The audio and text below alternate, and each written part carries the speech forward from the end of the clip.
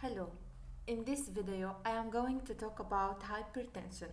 What makes a disease truly dangerous? Often, it's not the symptoms, it's the lack of symptoms. Hypertension is a perfect example, a silent condition that progresses without being noticed while causing serious long-term harm. Think of your body like a house you've lived in for decades. You know every familiar thing. The spot on the floor that always makes a noise, the window that's hard to open in winter, the small breeze that comes in when the wind changes. On the outside, everything feels normal and under control, but what you can't see is what's happening inside the walls, along the pipes and wiring that keep everything running. If pressure builds up in those pipes, you won't hear it, you won't feel it, but the damage is happening all the same. So blood pressure is the pressure inside those pipes. If we want to give this disease a simple and clear definition, then it is simply how hard your blood pushes against the sides of your arteries. Arteries carry blood from your heart to the rest of your body, your brain, your kidneys, your muscles, your digestive system, and all your tissues that need oxygen. This image shows the difference between a normal artery and a stiff narrowed artery. In a healthy artery, blood flows easily and the pressure stays normal. But when the artery becomes stiff and narrow, the blood has to push much harder to get through, and that's when blood pressure goes up. So when we say normal blood pressure, we usually mean around 120 over 80 millimeters of mercury. That's the level where the heart and arteries are working efficiently without extra strain. So if you've always wondered what these numbers mean, here's a quick run through of what those numbers mean. The top number, the systolic, shows the pressure when your heart is actually beating and pushing blood out. And the bottom number is the diastolic, shows the pressure when your heart is resting between beats.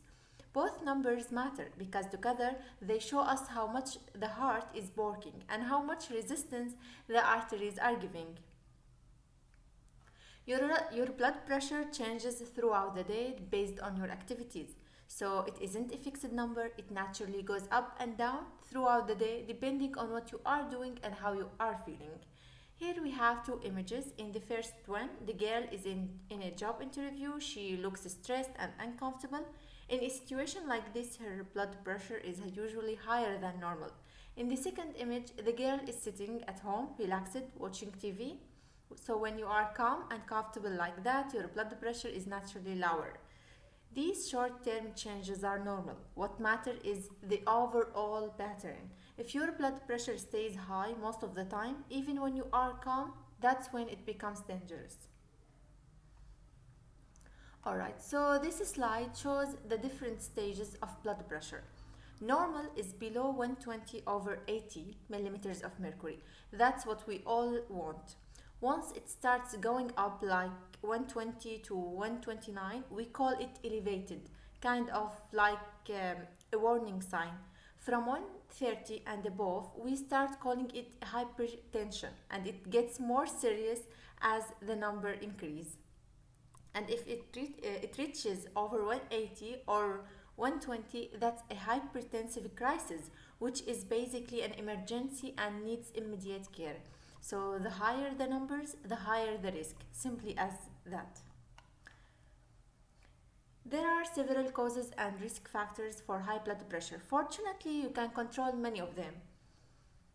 Modifiable causes, these are the causes we can actually change. Lifestyle factors play a major role, and the good news is that small changes in these areas can dramatically improve blood pressure control. High salt intake, obesity, lack of exercise, smoking, stress, alcohol, poor sleep. And we have also non-modifiable causes. Even though we can't change these causes, being aware of them allows us to take preventive steps earlier in life. Age, genetics, family history. And about medical causes, these causes come from underlying medical conditions, and treating the root problem often improves the blood pressure itself. For example, chronic kidney disease, thyroid or adrenal disorders, pregnancy, and certain medications. And now we will talk about pathophysiology. So this diagram shows how the renin-angiotensin-aldosterone system, or RAS, works to regulate blood pressure. So it usually activates when the body senses a drop in blood pressure or a decrease in sodium levels. When that happens, the kidneys release a hormone called renin.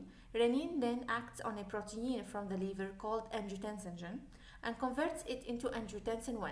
As the blood flows through the lungs, an enzyme called ACE or angiotensin converting enzyme converts angiotensin 1 into angiotensin 2. And this is where things get interesting. Angiotensin 2 is a very powerful molecule. It tightens the blood vessels, causes a systemic vasoconstriction, and it also stimulates the adrenal glands to release aldosterone. Aldosterone tells the kidneys to reabsorb more sodium and water, which increases blood volume and pushes the blood pressure even higher. Angiotensin 2 also increases thirst, so the person drinks more water, adding even more flood to the system. Altogether, this pathway helps the body bring blood pressure back up. But when it becomes overactive, it contributes to chronic hypertension. And now we will talk about the treatment. But first of all, let me explain the meaning of HR and TPR. HR stands for heart rate, which is the number of times the heart beats per minute, and TPR is total peripheral resistance, is the resistance to blood flow in the blood vessels of the body. And an increase in total peripheral resistance and in heart rate usually leads to an increase in blood pressure. So this image illustrates various classes of antihypertensive drugs and their mechanisms of action. These drugs work in different ways to manage high blood pressure by affecting parameters like total peripheral resistance and heart rate and cardiac output. So I will give you a very brief overview of medications here. Calcium channel blockers, for example amlodipine, nicardipine, alpha blockers like doxazocine, terazosin, beta blockers like metoprolol, labetalol, and diuretics like furosemide, hydrochlorothiazide, and flozins. And we have also ACE inhibitor, which is lisinopril, enalapril. These drugs inhibit the angiotensin converting enzyme, which prevents the formation of angiotensin 2. This leads to vasodilation and a reduction in TPR, helping lower blood pressure. And we have also angiotensin 2 receptor blockers, for example losartan, valsartan. These kind of medicines block the effects of angiotensin 2, leading to vasodilation and reduced TPR, ultimately lowering blood pressure. So each of these drug classes plays a role in lowering blood pressure through different mechanisms, whether by reducing TPR, lowering heart rate, or reducing cardiac output.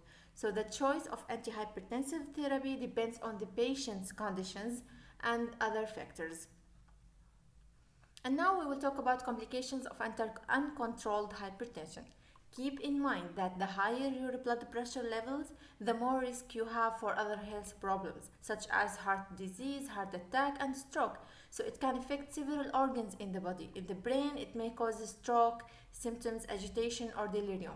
In the eyes, it can lead to visual disturbances, pupilledema, and retinal hemorrhages. In the heart, it may cause chest pain and myocardial ischemia. It can also affect the lungs, leading to dyspnea and pulmonary edema. Additionally, it may cause acute kidney injury or aortic dissection with severe back pain, and in pregnancy it can lead to eclampsia. Therefore, hypertensive emergency requires immediate medical treatment. So about the prevention, no matter your age, you can take steps each day to keep your blood pressure in a healthy range. This is basically a list of do's and don'ts to help control your blood pressure. Let's start with the with the good habits. Do's: eat more vegetables and fruit, sit less, be more physically active, which can include walking, running, swimming, dancing, or activities that build strength like lifting weights. Lose weight if you are overweight or obese. Take medicines or as prescribed by your healthcare professional. And now the things to avoid is eat too much salty food, eat foods high in saturated or trans fats, smoking, drink too much alcohol, miss or share medication. So now let's move to To the next slide. Now, about the prevalence of hypertension. The prevalence of hypertension varies across regions and country income groups. The number of adults with hypertension increased from 650 million in 1990 to 1.4 billion in 2024, with the increase seen largely in low and middle income countries. This increase is due mainly to a rise in the number of older adults in those countries. I included this slide because it's very essential to understand why regular checks matter. Simply because it has no symptoms, so people may remain unaware until it starts to affect their health. Regular checks are the best way to catch it early and take steps to stay healthy. Monitoring blood pressure is one of the simplest and most powerful ways to prevent serious health problems. Whether you are managing a chronic condition or simply being proactive, regular blood pressure checks should be a non-negotiable part of your wellness journey. For those with a family history of hypertension or conditions like diabetes, it's critical to be proactive in getting your blood pressure checked.